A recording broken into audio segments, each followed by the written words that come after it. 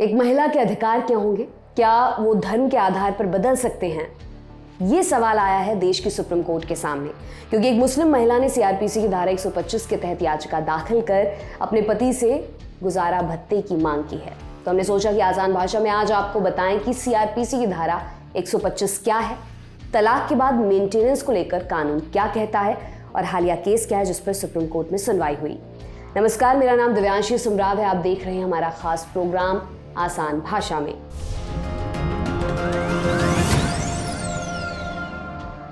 इस केस को अच्छी तरह जानने के लिए पहले हमें कुछ चीजों के बारे में समझना पड़ेगा। मसलन सबसे पहले आपको बताते हैं कि सिविल कोर्ट और क्रिमिनल कोर्ट में अंतर क्या है। हमारे देश में मुख्य रूप से दो तरह की अदालतें हैं, क्रिमिनल कोर्ट और सिविल कोर्ट। इनके अलावा एक और कंज्यूमर कोर्ट भी होती है जिसमें ग्राहकों और उपभोक्ताओं से संबंधित मामले निपटाए जाते हैं, लेकिन उसे अभी के लिए इग्नोर करते हैं। अभी क्रिमिनल कोर्ट के बारे में जानिए। क्रिमिनल लॉ केसेस में किसी अमुक व्यक्ति बनाम सरकार का मुकदमा बनता है। आपने मुकदमों की सुनवाई के दौरान अक्सर द स्टेट वर्सेस पर्सन या सरकार बनाम अमुक व्यक्ति ऐसा सुना होगा।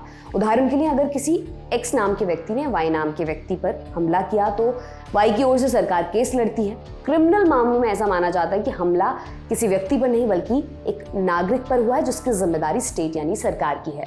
ऐसे मामलों में व्यक्ति चाहे किसी भी समुदाय से आता हो, सभी के लिए कोर्ट का प्रोसेस और दी जाने वाली सजा एक समान रेंज में होती है। यदि अभी जो उदाहरण हमने आपको बताया है उसमें एक्स और वाई अलग अलग समुदाय से हैं तो भी सुनवाई और सजा में समुदाय के आधार पर कोई अंतर नहीं होता।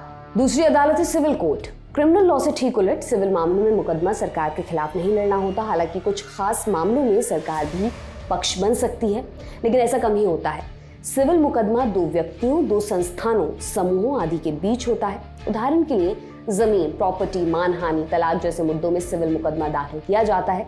क्रिमिनल मामलों और सिविल मामलों में एक अंतर और होता है। सिविल मामलों में जेल जैसी सजा नहीं होती, मामला अक्सर जुर्माने या मुआवजे से खत्म होता है।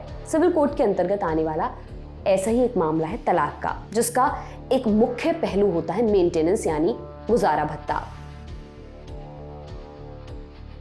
अब यहाँ पर एक सवाल आता है कि मेंटेनेंस का दावा कौन कर सकता है। पहले बात करते हैं हिंदू समुदाय के बारे में। हिंदू समुदाय में इस तरह के मामले हिंदू कोड बिल के अंतर्गत आते हैं।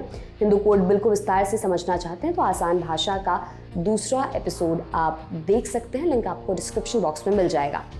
वापस आते हैं आज के मुद्दे पर। हिंदू मैरिज एक्ट 1955 के अनुसार पति या पत्नी दोनों ही मेंटेनेंस का दावा कर सकते हैं। इसी एक्ट की धारा 24 के अनुसार यदि पति या पत्नी के पास कमाई का कोई जरिया ना हो तो वो इसको आधार बनाकर अंतरिम मेंटेनेंस का दावा कर सकते हैं। इसके बाद आती है धारा 25। धारा 25 के तहत पति या पत्नी अगर अपना भरण पोषण करने में असमर्थ हैं तो वो स्थायी तौर पर मेंटेनेंस का दावा कर सकते हैं। पर कितना भत्ता दिया जाएगा, गुजारा भत्ता कितना होगा, इसको लेकर कोई तय राशि नहीं है। ये अमाउंट कितना होना चाहिए ये अदालत के अपने विवेक पर निर्भर करता है। 2020 में इस बात को लेकर सुप्रीम कोर्ट ने भी टिप्पणी की थी। कोर्ट ने कहा था कि देश की अदालतें गुजारा भत्ता तय करते समय ये ध्यान रखें कि वो भत्ता न्यायोचित हो। इतना अधिक भत्ता निर्धारित ना कर दिया जाए जिससे कि भत्ता देने वाला गरीबी में आ जाए। जस्टिस इंदु मल्होत्रा और जस्टिस सुभाष रेड्डी की बेंच ने कहा कि गुजारा भत्ता बहुत अधिक खर्चीला नहीं होना चाहिए। ऐसा एक ट्रेंड दिख रहा है कि पत्नी अपनी जरूरतों को बढ़ा चढ़ाकर पेश करती है, वहीं इससे बचने के लिए पति भी अपनी आय को कम करके दिखाते हैं। बेहतर यही होगा कि पति पत्नी दोनों से एक एक शपथ पत्र लिए जाएं। इसमें उनकी आय, संपत्तियों और देनदारियों का डिटेल हो जिससे अदालतों को भत्ता तय करने में आसानी हो। अब इससे जुड़े कुछ अन्य प्रावधान भी जान लेते हैं। जैसे अगर शादी अवैध हो तो भी उससे पैदा हुई संतान सीआरपीसी की धारा 125 के तहत गुजारे भत्ते की हकदार है। Hindu adoption and maintenance act 1956 के तहत अगर बेटी की शादी नहीं हुई है तो वो भी गुजारे भत्ते की हकदार है। अगर बेटी माँ के साथ पिता से अलग रह रही है तब भी पिता अपनी अनमैरिड बेटी की मदद करेगा। लिव इन रिलेशनशिप को लेकर भी सुप्रीम कोर्ट ने मदन मोहन सिंह बनाम रजनीकांत मामले में कहा कि लंबे समय से लिव इन में रह रहे कपल्स को भी शादीशुदा जोड़ी की तरह ही माना जाएगा। शादीशुदा स्टेटस को नकारने वालों को ये साबित करना होगा कि उनकी शादी नहीं हुई है। कोर्ट ने भी कहा था कि अगर कपल लंबे समय से साथ हैं तो उनसे पैदा हुई नाजायज संतान भी उनकी फैमिली प्रॉपर्टी में हिस्से की हकदार है। ये तो हुई हिंदुओं में मेंटेनेंस की बात। मुस्लिम पर्सनल लॉ में गुजारे भत्ते के नियम अलग होते हैं। ये नियम क्या है इसके लिए आपको जानना होगा शाहबानो केस के बारे में। बात है 1985 की। सुप्रीम कोर्ट में एक केस चल रहा था मोहम्मद अहमद खान बनाम शाहबानो बेगम।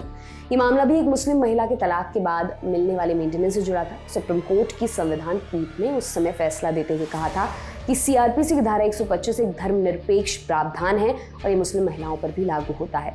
पर इस फैसले को कुछ मुस्लिम संगठनों ने पसंद नहीं किया। उन्होंने इसे मुसलमानों के धार्मिक और पर्सनल लॉ पर हमले के रूप में देखा।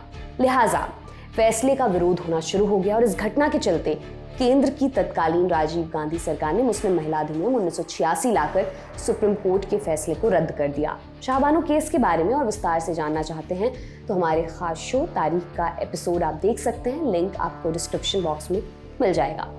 बहरहाल अभी हमने जाना कि मुस्लिमों में मेंटेनेंस के नियम मुस्लिम महिला अधिनियम 1986 के तहत तय होते हैं। इसके अलावा दूसरे समुदायों के लिए अलग अलग कानून है, मसलन क्रिश्चियन कैनन लॉ आदि, लेकिन अभी हम उनकी बात नहीं करेंगे। अभी हमें जानना होगा सीआरपीसी सेक्शन 125, क्योंकि सारा पेज कानून की इसी धारा के चलते फंसा हुआ है।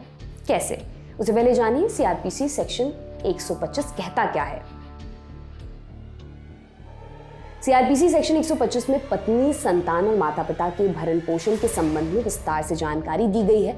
इस धारा के अनुसार पत्नी, बच्चा या माँ बाप जैसे लोग जो अपने पति, पिता या बच्चे पर आश्रित होते हैं, मेंटेनेंस का दावा तभी कर सकते जब उनके पास आजीविका का कोई और साधन उपलब्ध ना हो। अब बात आई गुजारा भत्ते की, तो ये भी दो तरह के होते हैं। एक होता है अंतरिम, दूसरा स्थायी गुजारा भत्ता। तलाक के मामलों में स्थायी मेंटेनेंस तब तक दिया जाता है जब तक संबंधित पक्ष माने पति या पत्नी दोबारा शादी ना कर ले या उसकी मृत्यु ना हो जाए। पर अगर मामला अदालत में लंबित है तो इस दौरान अंतरिम मेंटेनेंस माने जब तक मुकदमा चलेगा तब तक भत्ता देने का आदेश दिया जा सकता है। अब सीआरपीसी सेक्शन 125 लॉ को आप गौर से देखेंगे तो आपको नजर आएगा कि धारा 125 और पर्सनल लॉ में टकराव जैसी स्थिति बनती है। ऐसा इसलिए है क्योंकि मेंटेनेंस आदि के मामले सिविल लॉ के अंतर्गत आते हैं और अभी तक सिविल मामलों के लिए देश में एक समान कानून नहीं है। माने हर धर्म या समुदाय के शादी, तलाक, एडॉप्शन और मेंटेनेंस को लेकर अपने कानून हैं। इसके बरक्स सीआरपीसी सेक्शन 125 एक क्रिमिनल लॉ है जो सभी के लिए समान है। इसलिए सवाल उठता है, क्या मुस्लिम तलाकशुदा महिला भी सीआरपीसी की धारा 125 के तहत पति से गुजारे भत्ते की हकदार है? यही सवाल आया सुप्रीम कोर्ट के सामने जब हाई कोर्ट के एक फैसले के बाद एक पक्ष सुप्रीम कोर्ट में पहुंच गया। मामला ये था कि एक तलाकशुदा मुस्लिम महिला ने याचिका दायर कर अपने पति से सीआरपीसी की धारा 125 के तहत गुजारे भत्ते की मांग की थी। याचिका पर सुनवाई करते हुए फैमिली कोर्ट ने आदेश दिया था कि पति 20,000 रुपए प्रति माह अंतरिम गुजारा भत्ता दे। महिला के पति अब्दुल समद ने इस फैसले को तेलंगाना हाईकोर्ट में चुनौती दी। अब्दुल समद ने अपनी याचिका में कहा कि उसने 2017 में अपनी पत्नी को मुस्लिम पर्सनल लॉ के तहत तलाक दिया था, उसके पास उसका सर्टिफिकेट भी है, लेकिन फैमिली कोर्ट ने उस पर कोई विचार नहीं किया। तेलंगाना हाईकोर्ट ने मामले की सुनवाई करते हुए फैमिली कोर्ट के मेंटेनेंस के आदेश को रद्द तो नहीं किया, पर मेंटेनेंस अमाउंट को 20,000 से घटाकर 10,000 रुपए प्रति माह कर दिया। इसके अलावा हाईकोर्ट ने फैमिली कोर्ट को 6 महीने के भीतर मामले का निपटारा करने का भी निर्देश दिया था। मामले का बैकग्राउंड आपने समझ लिया। अब जानते हैं सुप्रीम कोर्ट में इस मामले को लेकर क्या हुआ। अब्दुल समद ने तेलंगाना हाईकोर्ट के इस फैसले के खिलाफ सुप्रीम कोर्ट में याचिका लगाई। इस मामले की सुनवाई हुई और सुप्रीम कोर्ट में पति ने दलील दी कि एक तलाकशुदा मुस्लिम महिला सीआरपीसी की धारा 125 के तहत याचिका दायर करने की हकदार नहीं है।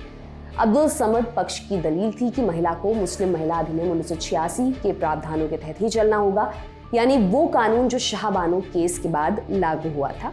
अब्दुल समद पक्ष की दलील थी कि भरण पोषण के मामले में भी 1986 का कानून मुस्लिम महिलाओं के लिए अधिक फायदेमंद है। इन दलीलों के आधार पर याचिकाकर्ता अब्दुल समद ने दावा किया कि उसने अपनी पत्नी को इद्दत की अवधि यानी तलाक के बाद 90 से 130 दिनों तक के टाइम पीरियड तक 15,000 रुपए का भुगतान किया था, इसलिए उसे और भत्ता देने के लिए नहीं कहा जाना चाहिए। कोर्ट के सामने सवाल था कि इस केस में मुस्लिम महिला अधिनियम 1986 को प्राथमिकता मिलनी चाहिए या सीआरपीसी की धारा 125 को। इसलिए इस केस में सुप्रीम कोर्ट ने अदालत की मदद के लिए सीनियर वकील गौरव अग्रवाल को एमिकस क्यूरी यानी कोर्ट की मदद के लिए न्याय मित्र नियुक्त किया। गौरव अग्रवाल ने अपनी राय देते हुए कोर्ट में कहा कि मुस्लिम महिला अधिनियम 1986 के बावजूद सीआरपीसी की धारा 125 निष्प्रभावी नहीं होगी। अग्रवाल ने केरल उच्च न्यायालय के एक फैसले का हवाला दिया जिसमें कहा गया था कि धारा 125 की याचिका और 1986 अधिनियम की धारा 3 दोनों सुनवाई योग्य हैं और महिला उनमें से किसी एक को चुन सकती है। बहरहाल इस मामले की अंतिम सुनवाई हुई 19 फरवरी 2024 को। जस्टिस बीवी नागरत्ना और जस्टिस ऑगस्टीन जॉर्ज मसीह की बेंच ने मामले पर सुनवाई करने के बाद फैसला सुरक्षित रख लिया है। इस मामले में जब फैसला सुनाया जाएगा, जो भी अपडेट्स आएंगे हम आप तक पहुंचाते रहेंगे। आज के आसान भाषा के एपिसोड में इतना ही। ये तमाम जानकारी आपके लिए इकट्ठा की थी हमारे साथी मानस ने। आप देखते रहिए दी लल्लन टॉप। बहुत बहुत शुक्रिया।